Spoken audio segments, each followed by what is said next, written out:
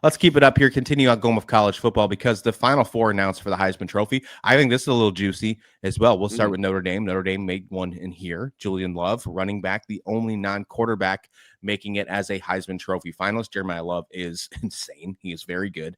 Indiana quarterback Nando Mendoza, Vanderbilt quarterback Diego Pavia, and Ohio State quarterback Julian Sayin were all named finalists for the good old 91st annual Heisman Memorial Trophy. I'm sure you remember your first Heisman Trophy Memorial back 91 years ago. Nick, I mean, this is just an interesting time for college football. First off, the thing that comes to my mind right away is, of course, this is not the best player of the year award anymore. This is usually the best offensive player award. You don't usually get defensive players. We've only had, two defensive Heisman trophies in the world ever. Um, Jacob Rodriguez, I think, deserved to be in New York for Texas Tech for what he did this year. I think he is the best player in college football. But of course, that's just not how it works when it comes to the Heisman Trophy anymore. The fact that he wins the Buckus, good enough for me. I'll take that. That's my only gripe with this one. I think Jacob Rodriguez for Texas Tech is the best player in college football, period. But when you look at some of these other players here, the four that are actually in New York, who is your favorite? I think it's going to come down to Mendoza or Pavia. Who's my favorite? Love by a long shot. I love Love's style of play. His celebration is so just unique and perfect. Like I don't know everything about Love. I'm a huge fan, and I'll throw this stat at you. I don't know if you've seen this.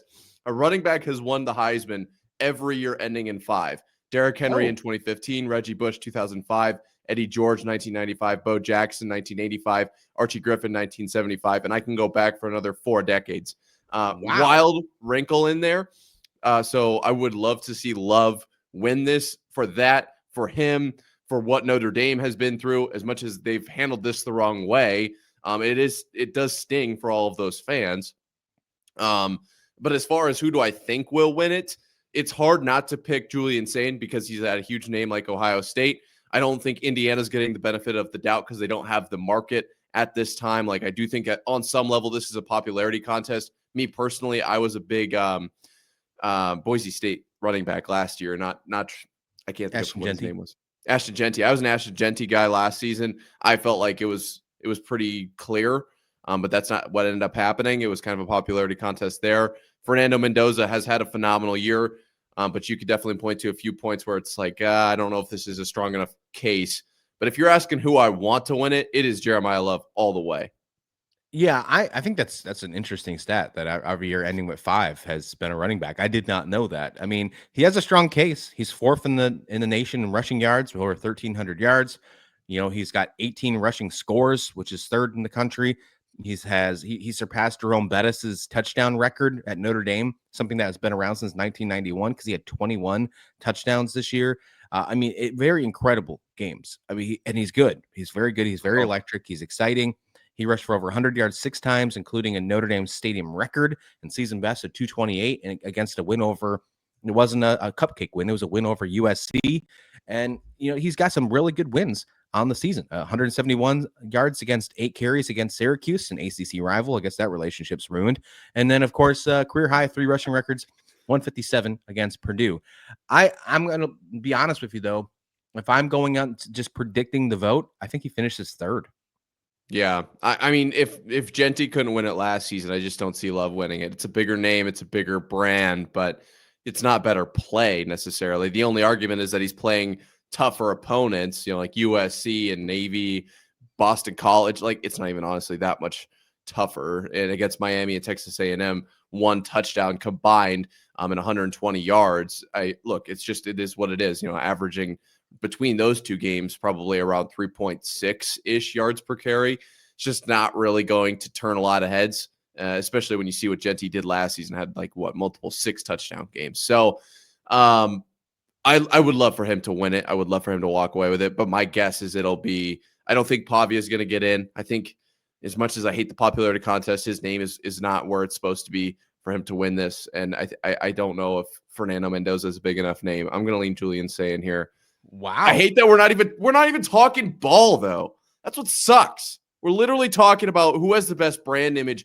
and the numbers to support it. It's not literally See, it's not I'm a completely averages. different boat from you right now, then. I like that we're having this conversation. I think for people who hate the brands and love the players are actually going to win here. The two Okay. big brands in Notre Dame and Ohio State are going to finish third and fourth. I think Saban finishes fourth.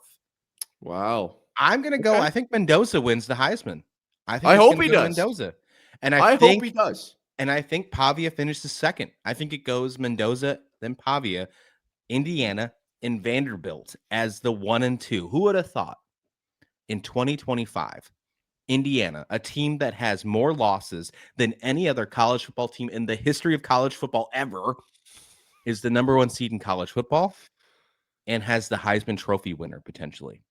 And then on the other side, your runner up is Vanderbilt. A Vanderbilt. We're not talking baseball. We're not No. talking. This isn't Dansby Swanson. We're talking about. We're talking about Diego Pavia. Insane. I know. I think it's going to go to Mendoza. One. Have you ever heard him talk? Have you ever heard him I talk have. ball?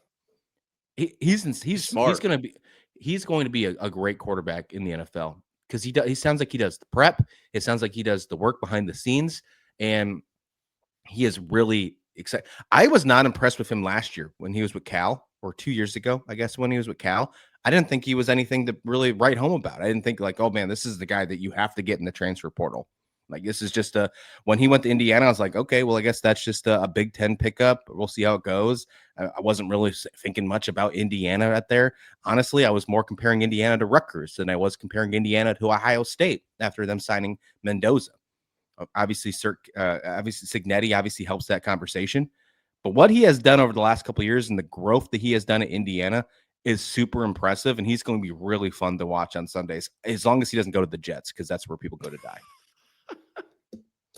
As a Patriots fan, or as not, well, yes, as a Patriots fan, but more as a Cyclones fan, I can agree with you there. Brees Hall, rough situation. No, I do love that for Mendoza. Like if he comes away with it, I think he deserves it, and I just think it's going to be a battle of the stuff that's not fair. Like we're not talking numbers; it's a popularity contest. But yeah, I completely agree with you. I hope he wins it. I want Fernando Mendoza to, because I mean, just he's so real. I think that's part of it for me. Like when you watch the post game pressers and stuff, he's just a guy out there. Like there's not a ton of like coach speak and fake, team whatever. Like those are the right answers, and I think that there is a time and a place for those, and he throws those in there too. But it's just the way that he says his answers. You can feel it's just some guy out there playing ball. Yeah, I'm absolutely a big fan of it. Do you think there's any chance that Pavia sneaks in? I mean, the fact that they didn't make the college football playoffs, I think, hurts.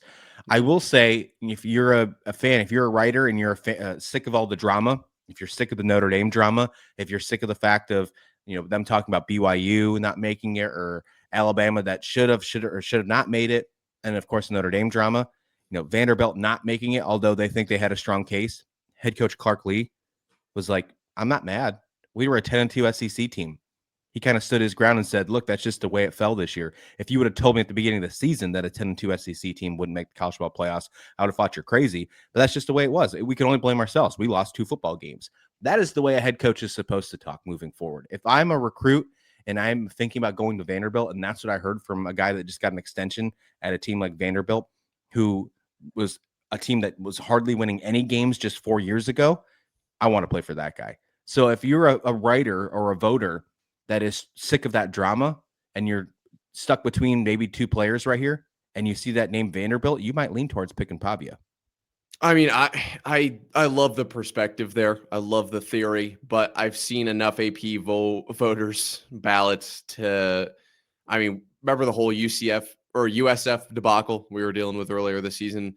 USC? USC, right? Is that what you're talking I about? was talking USF with the Florida game and that whole like where they were like not even ranked after they had beaten these I think it major was a teams. USC writer that made the vote. I think that's what happened. Yeah, all the USs. Yeah, insane. That's right. Yes, it was the USC writer. Yes, I remember her. She came on the show and was like, she did not say the right things. And then, yes, you're right about that. But I was talking about the USF football team, and just to me, it's like, I don't understand how you can have that position and just not watch the games, or at least even check the scores, whatever. I guess it is what it is. But we'll see. We'll see how it pans out. I believe in the system, but I also don't trust it at the same time. Yeah, I don't blame you. That's a good way to look at it.